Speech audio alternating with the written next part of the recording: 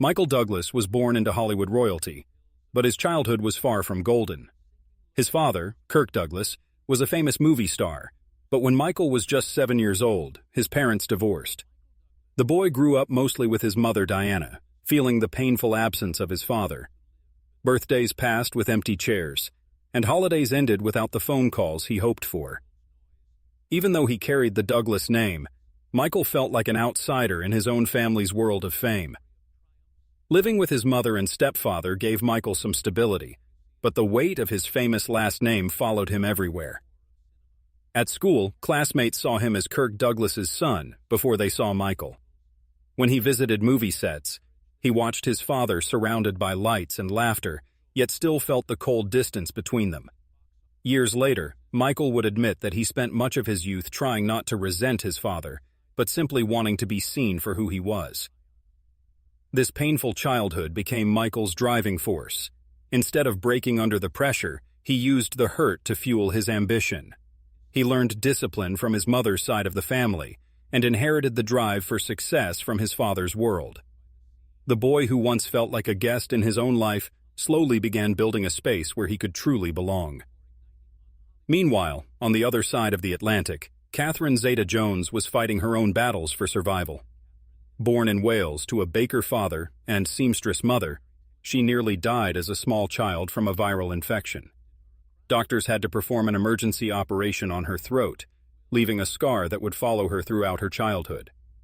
Other children would whisper and laugh about the mark, but Catherine refused to let it define her. When her family won the lottery, they chose to invest the money in Catherine's future. They paid for dance lessons, singing classes, and theater training. By age 4, Catherine was performing in church. At 11, she starred as Annie on stage. By 13, she was performing in London's West End. The applause was wonderful, but it came at a price. Catherine had to maintain strict discipline, endure endless rehearsals, and sacrifice the normal life of a child. At 15, Catherine made a choice that shocked her teachers but showed her determination. She left school to tour the country with a theater production. She traded the safety of ordinary teenage years for the uncertainty of professional performing. Looking back, she would say that the stage became her sanctuary, where fear turned into power and weakness became strength. Both Michael and Catherine grew up carrying invisible wounds. His came from the silence of an absent father, while hers came from nearly losing her life and then fighting to be taken seriously. Neither had an easy path to success, but both learned that survival meant working harder than anyone expected. Michael's early career was shadowed by constant comparisons to his famous father. At the University of California, he studied drama, but even in the classroom, he felt Kirk Douglas's presence. When his father bluntly told him that acting wasn't his strength, the words cut deep and echoed for years. Instead of giving up, Michael carried this judgment like a burning ember, using it to fuel his determination. His first film role came in 1969 with Hail Hero, which earned him a Golden Globe nomination. But even this success felt bittersweet, as critics whispered that his famous name had opened the doors. Michael deliberately chose challenging roles in smaller films, desperate to prove his worth beyond his lineage. Television became his proving ground with The Streets of San Francisco from 1972 to 1976. For 4 years, he carried the pressure of weekly episodes, earning 3 Emmy nominations that felt like lifelines proving he belonged in the industry. But his real breakthrough came in 1975 when he produced One Flew Over the Cuckoo's Nest, a project his father had tried but failed to bring to screen. When the film swept 5 Academy Awards, including Best Picture, it was both sweet victory and painful irony. The son had succeeded where the father had not. From there, Michael's career exploded. He starred in The China Syndrome, Romancing the Stone, and Fatal Attraction. His role as Gordon Gekko in Wall Street earned him the Academy Award for Best Actor in 1987. Each success was not just a career milestone, but another step away from his father's shadow. Catherine's journey to Hollywood success was equally challenging. After her early theater triumphs, she struggled to be taken seriously in films. Her first major movie, a French production, failed miserably, leaving her questioning her choices. Returning to England, she found success on television with The Darling Buds of May, but worried that being labeled a TV beauty would limit her future opportunities. When Hollywood finally noticed her, the roles offered were disappointing. Directors wanted her to look beautiful but rarely gave her characters with depth.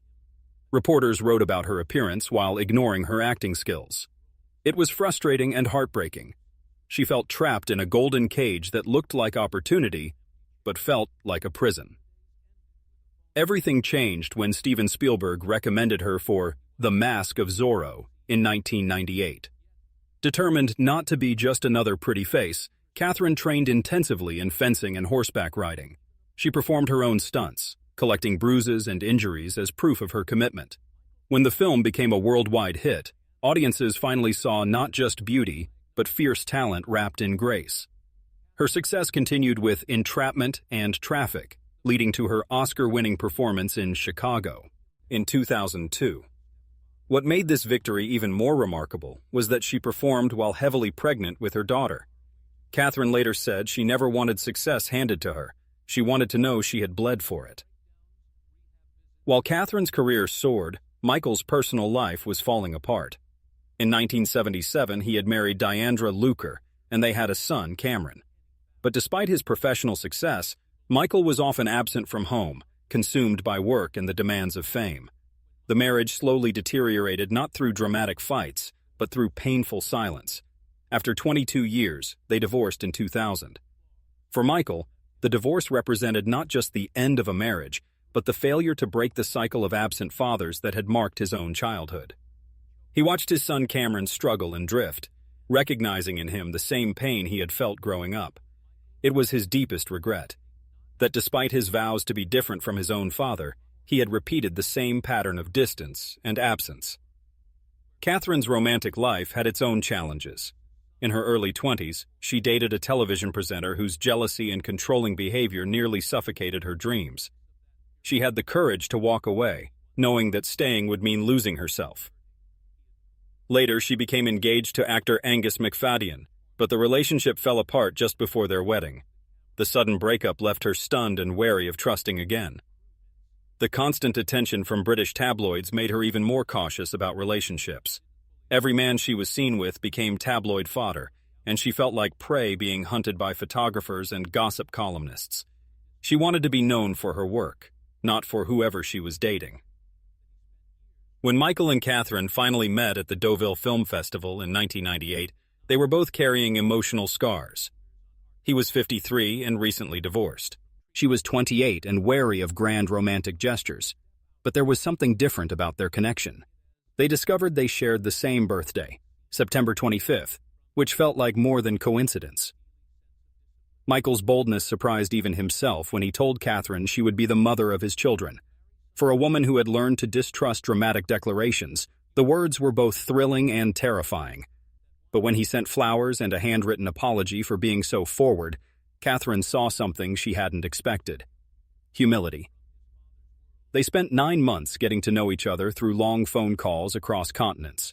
Without cameras or public scrutiny, they found something both had been denied before: the relief of being truly heard and understood.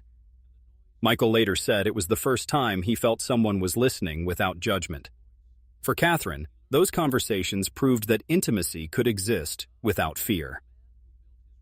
On New Year's Eve 1999, while both were sick with colds in Aspen, Michael proposed. There was no orchestra or spotlight, just two people wrapped in blankets, daring to believe in love again. Their wedding in November 2000 was lavish, but what mattered more was their commitment to building something real together. After their wedding, Michael and Catherine made deliberate choices about their life together. When their son Dylan was born in 2000, followed by daughter Karis in 2003, they decided to step back from Hollywood's constant glare and move to Bermuda. For Michael, it was a chance to give his children the peaceful childhood he had never known, one where birthdays weren't interrupted by work and dinner tables weren't marked by silence. Even in their retreat from Hollywood, both continued to excel in their careers. Michael proved his dramatic range in various roles and later won an Emmy for Behind the Candelabra. Catherine's Oscar win for Chicago while pregnant showed her incredible strength, and decades later, her role as Morticia, Adams in Wednesday, proved she could still reinvent herself. But their greatest achievements weren't on screen. They were in the quiet moments of family life in Bermuda. Bike rides at sunset, dinners filled with laughter instead of headlines, and evening walks by the sea where no cameras followed. They learned that applause fades, but a child's laughter and shared glances across the dinner table are the triumphs that truly endure. However, their marriage would face storms that tested everything they had built together. Michael's son Cameron from his first marriage struggled with addiction and eventually went to prison. The tabloids had a field day with the story, printing Cameron's mugshot next to Michael's face. For a father who had promised himself he wouldn't repeat his own father's mistakes, the shame and powerlessness were overwhelming. In 2010, Michael faced his own health crisis when he was diagnosed with advanced tongue cancer at age 66. The treatment was brutal. 7 weeks of radiation and chemotherapy that stripped 40 pounds from his frame and made even drinking water painful. His commanding voice was reduced to a rasp, and the man once defined by power was brought to his knees. Catherine stood by him through every difficult day, refusing to let despair take over their home. She later remembered that he never let them see him defeated, even when he could barely stand. When he went into remission in early 2011, they didn't celebrate with champagne or cameras. They took their children to Disney World, reminding everyone that joy still existed after the darkest times. Just as Michael began to heal, Catherine faced her own battle. After Karis's birth, she found herself struggling with depression and mania, cycles she didn't understand at first. In 2011 and again in 2013, she courageously checked herself into treatment facilities. When the tabloids aired and published the story, Catherine chose to speak openly rather than hide in shame. She said mental health wasn't something to be ashamed of. She was only ashamed it had taken her so long to ask for help. The couple faced their most serious challenge when Michael made a candid remark about his cancer being linked to HPV, a virus often transmitted sexually. What he intended as medical information was twisted by the media into speculation about their marriage. Headlines suggested blame and infidelity, turning Catherine's private life into public theater. The fallout was devastating for both of them.